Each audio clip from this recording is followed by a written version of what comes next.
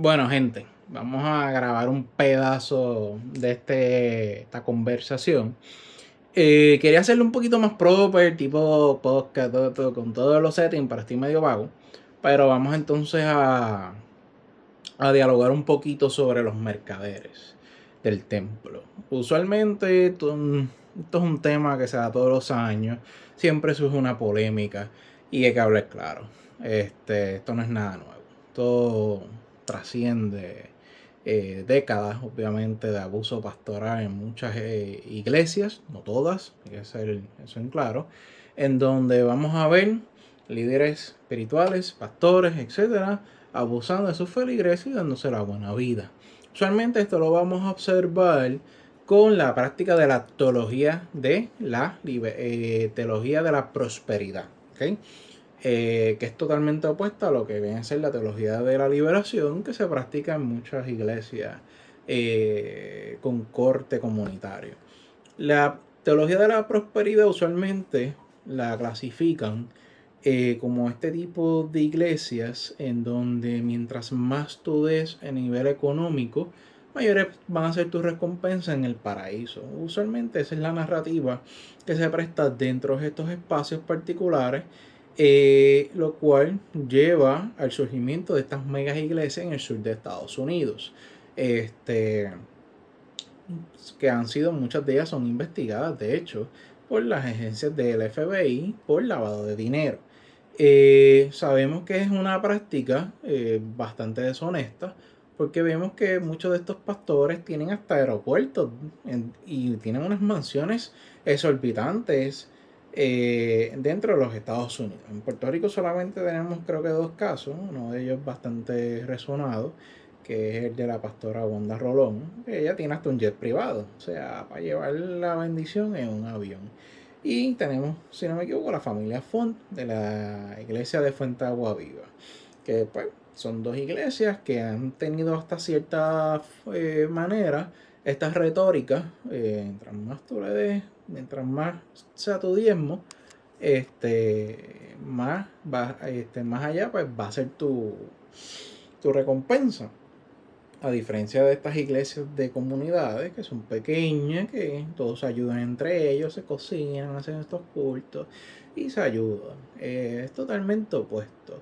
Y esto ha generado mucho debate últimamente.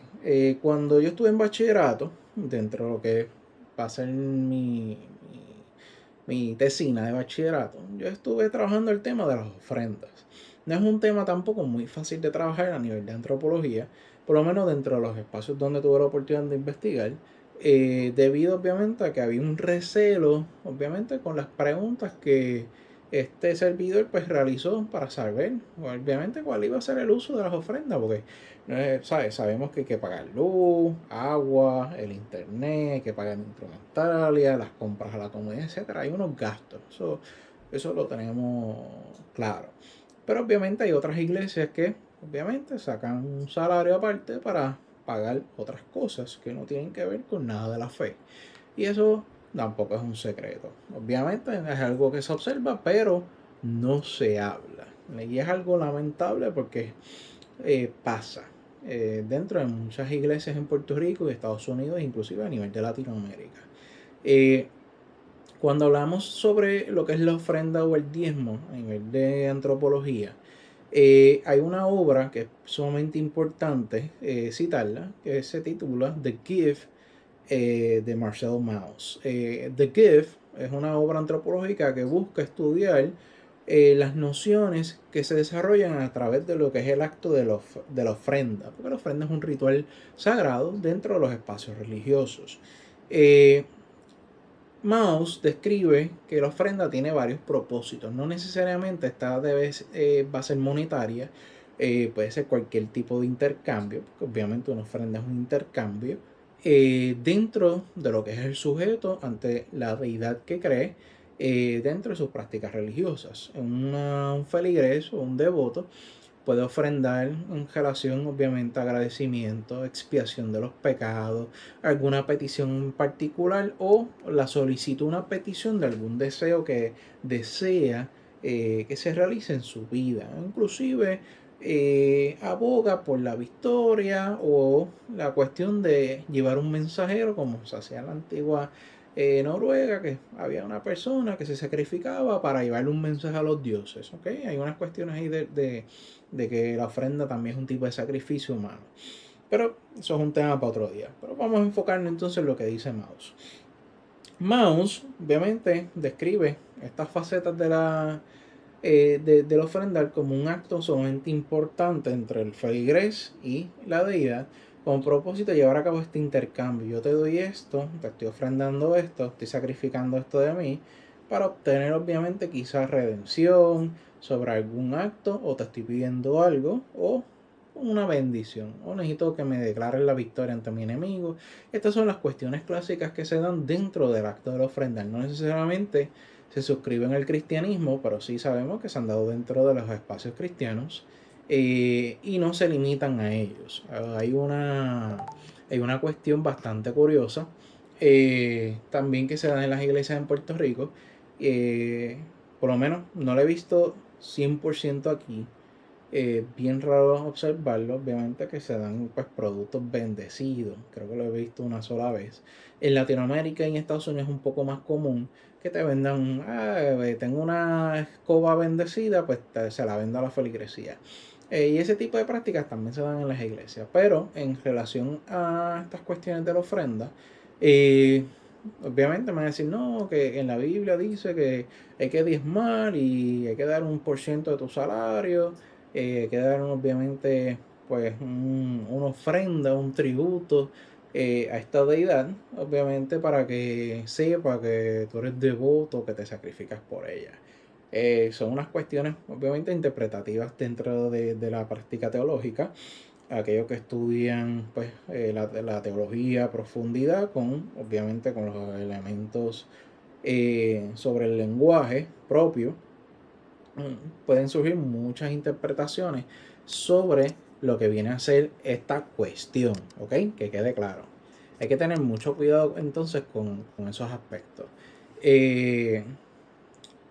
Pero quiero dedicarle un full episode a esto. Ir discutiendo y desmenuzando lo que fue mi proyecto de tesina más adelante. Porque es un tema bien curioso y me gustaría debatirlo también con alguien. Voy a estar realizando esos contactos a ver si podemos dialogar esto. Pero es sumamente importante que tengamos en cuenta que estos líderes religiosos que le, le dicen a los feligreses o a los miembros de su comunidad que les va a ir mal por no ofrendar, creo que hay que tener mucho cuidado. Porque como mencioné en el video anterior de esta semana, el pastor quizás no sabe cuál es la realidad social o pues, familiar o económica que tiene esta persona, que le inhibe de realizar el acto de ofrendar. ¿Ok? Recuerden que el acto de ofrendar debe ser un acto desinteresado también. Es contradictorio en la cuestión de cómo se percibe en el cristianismo en general, porque usualmente buscan decir, no, la ofrenda es desinteresada. Es darle algo, pues, obviamente a Dios o a Jesucristo, como obviamente se vaya interpretando.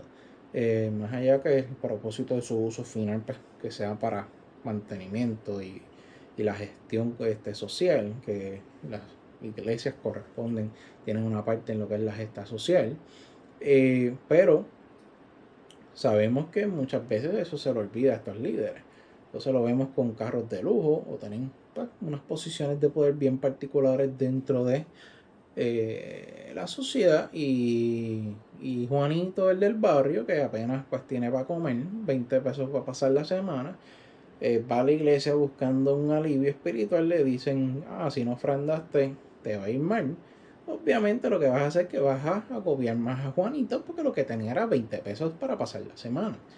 Yo creo que hay que ser más responsables con las formas que nos expresamos en relación a estos temas económicos dentro de estos espacios religiosos, porque como mencioné, no sabemos la realidad social de estas personas, no conocemos cuál es el trasfondo económico, qué están pasando, qué no están pasando, porque muchas personas son orgullosas y no les gusta decir, obviamente, que están pasando por, por una situación bien particular. O sea, hay que tener entonces mucho cuidado en torno a eso. Eh, Porque se escucha bien irresponsablemente que te graben y saquen todos los medios de comunicación habidos y por haber, que le dijiste a tus feligreses que les va a ir mal, porque no ofrendaste. O sea, es como con una falta de respeto a tu feligresía, a tu comunidad. Tienen que ser más medidos. La ofrenda no lo es todo, aunque sí es parte necesaria para las operaciones de tu templo o quizás la gesta también de tu comunidad, pero tú no puedes tampoco obligar a estas feligreses que apenas tienen para pasar la semana o dar el mes, pues de las cuestiones de la inflación económica que estamos sufriendo actualmente, a ofrendar. O sea, hay que ser medios también. El que pueda ofrendar, pues siempre va a ofrendar. El que no, pues sabe que no lo pudiste cachar. También hay que tener en cuenta sobre estas personas que vienen a predicar pidiendo dinero. También es otra práctica que he observado en Puerto Rico, que cobran unas taquillas exorbitantes, algo que me preocupa también, para predicar. O sea, te llevo la palabra, pero te estoy cobrando por llevarte un mensaje. Que yo puedo coger una Biblia, abrirla y leerla y interpretarla, porque, como se dice, la Biblia es interpretación para cada cual. O sea, no es algo que está sujeto a lo que me diga una sola persona, porque cada ser humano entiende la literatura religiosa como mejor puede. Y para pagarle a alguien a escucharlo hablarme de eso, pues yo voy a la iglesia de la esquina. Me van a dar el mismo mensaje, la misma sentido de espiritualidad o pertinencia en relación a lo que es la salvación y ya, ahí se quedó. Y miren esto lo habíamos hablado de forma corta dentro de lo que fue un, un encuentro entre ateos y cristianos que hubo en un punto medio de Encuentro PR. Creo que voy a intentar dejar el enlace en los comments de este video.